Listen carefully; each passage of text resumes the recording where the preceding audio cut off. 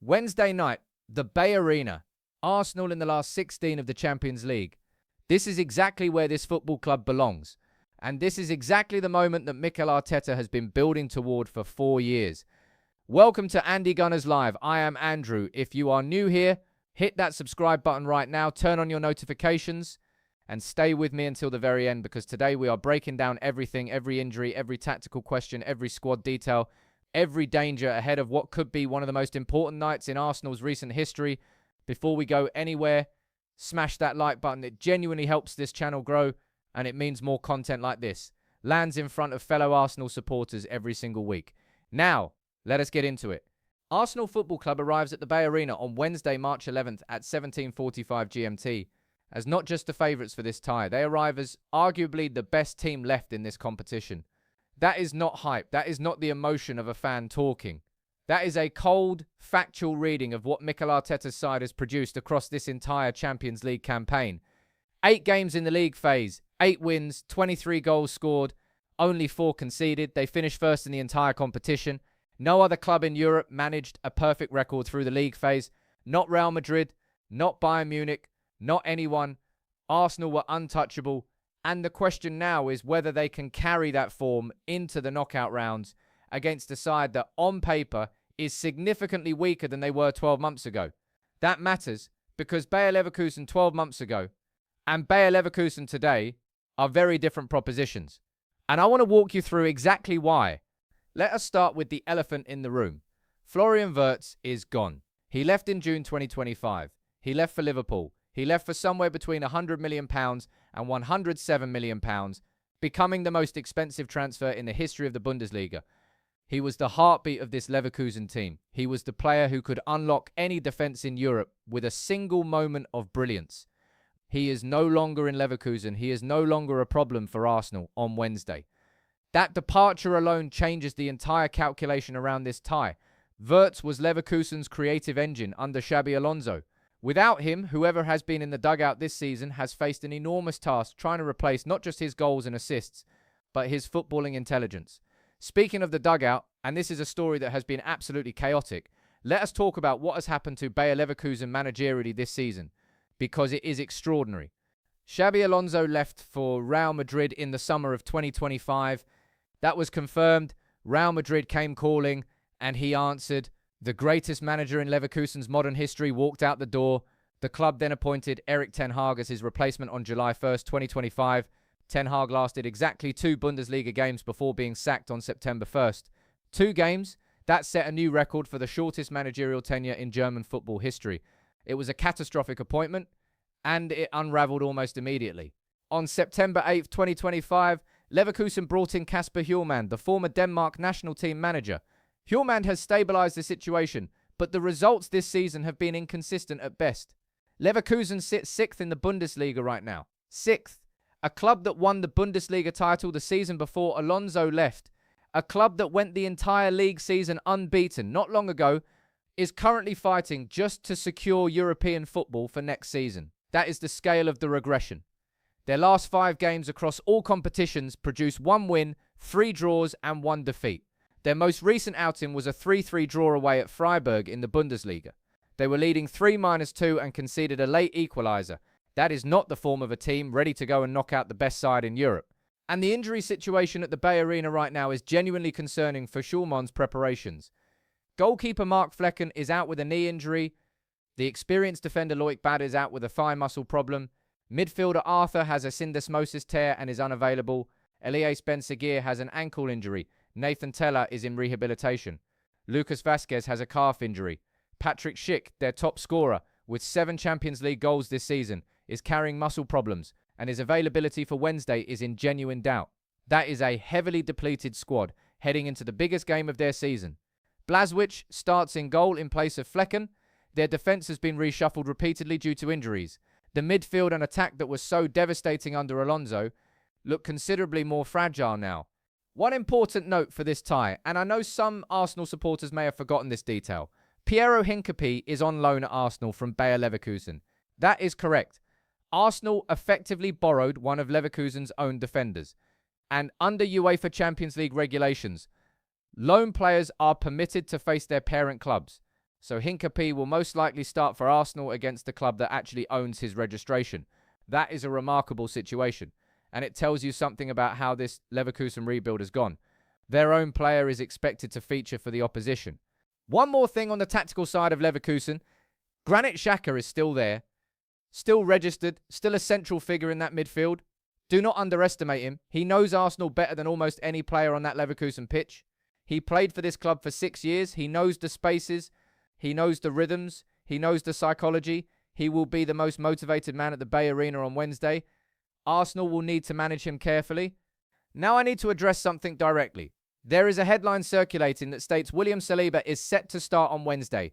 I need to set the record straight on this because accuracy matters more than a compelling narrative. As of today, Monday, March 9th, 2026, Saliba is confirmed absent for the first leg with an ankle injury. He missed the FA Cup win over Mansfield Town at the weekend. He has not trained with the group in any meaningful capacity ahead of this trip. He is not flying to Germany as a starter. That headline is not current. That headline predates the latest medical updates. This is not a minor detail. William Saliba is arguably the best centre-back in European football right now. Losing him for the first leg of a Champions League knockout tie away from home is genuinely significant. It changes Arsenal's defensive shape, it changes their defensive authority, and it means Mikel Arteta must find an alternative solution. Saliba is not the only major absence. Martin Ødegaard remains out with a knee injury. He missed the Mansfield game and has not been declared fit for Wednesday. Ødegaard is Arsenal's captain, their creative leader, the player who sets the tempo in the middle of the pitch and who links defence to attack better than almost anyone in the Premier League right now. Without him, Arsenal's attacking play becomes slightly less fluent. The question is, who feels that creative responsibility? Mikel Merino is a definite absentee. That is confirmed. Foot injury, he is not in contention. 3 key players, Saliba, Ødegaard, Merino, all unavailable for one of the biggest matches of the season. There is further uncertainty around Leandro Trossard and Riccardo Calafiori. Both were withdrawn during the Mansfield victory with niggles, as Arteta described them. Their status for Wednesday remains unclear. If both are fit, that is positive news. If either or both miss out, the squad depth is tested further. Ben White suffered a knock, and his involvement is also in doubt. That is a significant injury list for Arsenal heading into a first leg away from home in the Champions League. So what does the team look like given everything we know right now? David Raya starts in goal. There is no question about that. Raya has been exceptional this season, and he will be well rested after sitting out the Mansfield Cup tie. At right back, Jurrien Timber. He has been one of the most consistent performers in this Arsenal side across the season. His ability to carry the ball, press aggressively, and recover defensively makes him one of the best fullbacks in Europe right now. At centre-back, Gabriel Magalhaes partners Christian Mosquera. With Saliba out and Calafiori a doubt, Mosquera is the likely option alongside Gabriel. He had a difficult afternoon against Mansfield, that is fair to say, but Arteta has repeatedly shown trust in his young defenders, and he will back Mosquera to respond. Gabriel is the leader of that back line in Saliba's absence. His aerial dominance, his reading of play, and his intensity will be crucial. At left back, Piero Hincapie. This is one of the genuinely fascinating subplots of this tie. A man who trains at Arsenal's London Colney facility every single day, who has learned Arteta's system inside out, who will now line up against the club that holds his registration. He is technically and physically excellent, and he has adapted very well to the Premier League level this season. In midfield, Martin Zubimendi and Declan Rice as the double pivot. This pairing has been one of the most complete central midfield combinations in European football this season. Zubimendi provides the intelligence, the angles, the positioning, the ability to break up play quietly before danger materialises. Rice provides the power, the driving runs, the energy, the leadership. Together, they protect the back four and launch Arsenal's transitions. Against a Leverkusen side built around Xhaka's control and Maz's creativity, this partnership will be fundamental. In the advanced midfield positions or the number 10 role, Eberechi Eze leads the creative responsibility with Ødegaard absent. Eze has been outstanding since his arrival from Crystal Palace. His balance, his ability to turn in tight spaces, his eye for goal, Wednesday night gives him the opportunity to announce himself on the biggest stage. He scored the winner in the FA Cup tie at the weekend, and he will carry genuine confidence into the Bay Arena. In the forward line, Bukayo Saka on the right, there is simply no debate there. Gabriel Martinelli on the left, and through the middle, Viktor Gyökeres. The Swedish striker's impact since joining Arsenal has been exactly what the club needed. Physical presence, clever movement, powerful finishing. Gyökeres against the Leverkusen backline, missing Bard, and working without their first-choice goalkeeper is an extremely attractive proposition for Arsenal. Arteta will set up to control this game. That is his method. High press, positional dominance, suffocating Leverkusen's ability to build. Without Wirtz, Leverkusen's most dangerous creative moments now come primarily through Ibrahim Maza and Malik Tillman. They are excellent young players. They are not Wirtz. Arsenal's press, led by Rice, Zubimendi and the forward line, should be able to deny them time and space. The danger comes from Grimaldo on the left side. He is a creative, dynamic, experienced fullback who loves to join the attack. Timber will need to track his runs aggressively because if Grimaldo gets free in the half spaces, he creates. Arsenal have been excellent at managing that threat throughout the season, but Timber cannot switch off for a second. Set pieces are a genuine Arsenal weapon in this tie. Gabriel and Gyökeres are both powerful aerial threats. Leverkusen without Flecken in goal introduces an element of uncertainty at corners and free kicks. Arteta's team are deadly from dead ball situations this season, and that could be decisive. The away goal is no longer a rule in European football, but the first leg result still shapes everything. Arsenal will be desperate not to lose. They do not need to win. A draw away in Leverkusen is a very good result. A win is a statement. Arteta will set up to be defensively solid first, with the attacking quality to hurt Leverkusen on the break. Take a step back for a moment and look at where Arsenal are right now. Premier League leaders by 7 points. FA Cup quarter-finalists. EFL Cup finalists. Champions League last 16, having gone unbeaten in every single group game. This squad is playing with an intensity and a collective belief that this club has not seen since the Invincibles era. Genuinely. The injuries are frustrating, of course they are.